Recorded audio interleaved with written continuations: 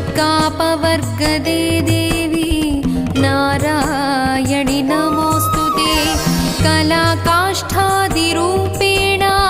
परिणामप्रदायिनी